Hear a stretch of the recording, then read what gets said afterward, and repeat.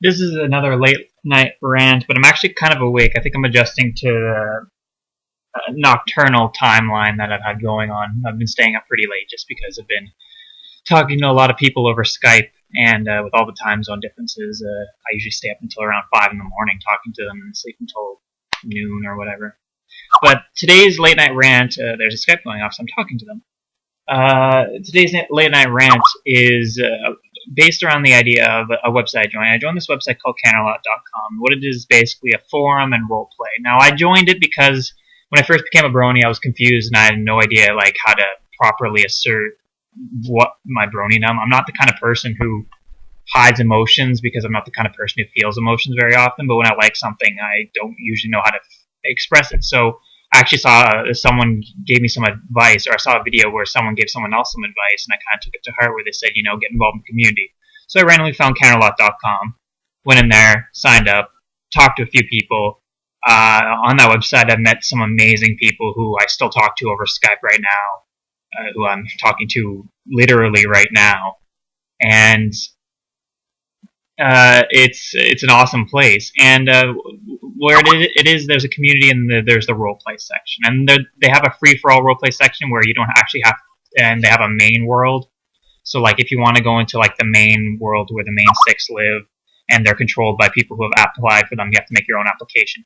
Then there's a free-for-all section, and that's where me and my friends usually hang out, because we usually have ideas that are not of the normal equestrian universe. We did a few Fallout crossed Equestria RPs.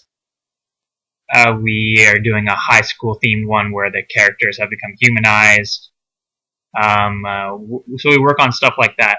But this rant is about how to be a good RPer.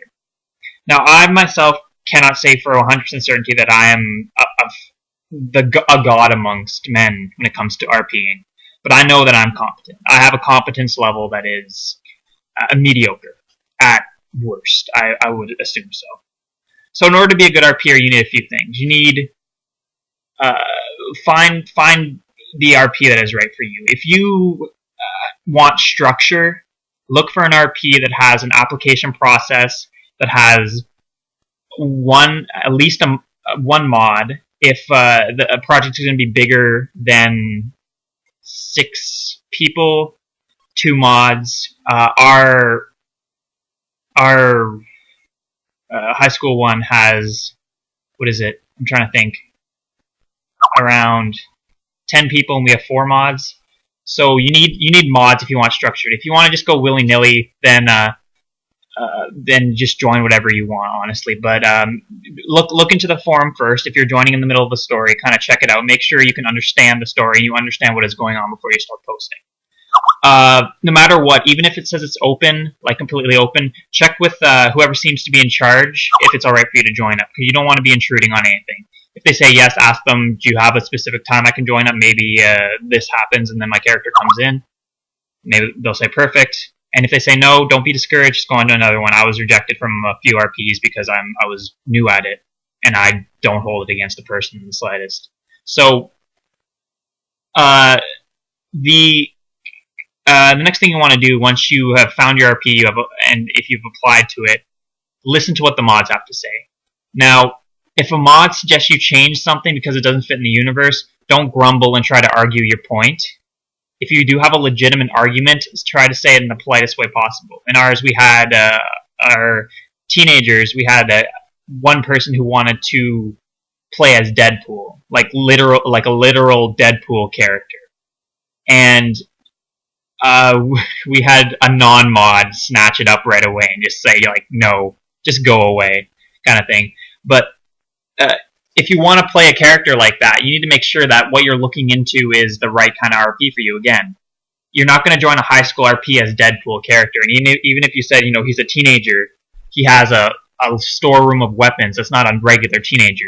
We had a character change. He's he gets extra money from fight clubs. We're like, dude, he's a teenager. Come on, man. We're not going to get into that dark of an aspect. And he's like, yeah, okay, sure, no problem. That's the kind of response you should have. And if he had a legitimate grievance with it and had a legitimate argument, we would have heard him out. But he didn't. He said, it's alright, I'll change it, and then we were all good. So listen to the mods, listen to what they have to say, if someone is moderating something in a good way, then you probably should listen to them because they probably have some important things to say. My Skype keeps going off because I just told my friends about my YouTube channel, so they're probably either freaking out about it or surprised by the fact that I don't say A after every sentence, because a lot of them are from the United States and they think that Canadians say A after every sentence. So after you've joined the forum, if you've had an application done, your application is checked by the person who mods it. They're like, yeah, okay, you're ready to go. They've given you a specific time, or you've joined already. Posts should be longer than, depending on how big the space you can type in, I would say 5 sentences minimum. I've seen posts that were 2 words, and I can't fathom that. The post was looks down with a lowercase l, no emphasis on the action, no period. Never do that. Even if the person gives you absolutely nothing to work with, never make it shorter than 5 sentences, because then you get caught in this vicious cycle where that person doesn't have enough, the other person doesn't have enough information to work on, so they make a short post, and then you have to make a short post in response, and then they have to make a short post. So just flesh out everything. Make your character move around, make him or her interact with stuff, touch things, look away, describe how their body language is, do something just to beef it up, because honestly, a 2-word post, a 1-sentence post is just garbage. I'll admit that there are certain situations where it might call for it, but those situations are few and far between. So you need to flesh it out. Common etiquette, run it through a spell check before you post it. Even if you're the most fantastic speller in the world, there are some things you're going to miss. I run it through Office, and then I run it through Word just to double check to make sure I haven't had too much trouble with my spelling because of it.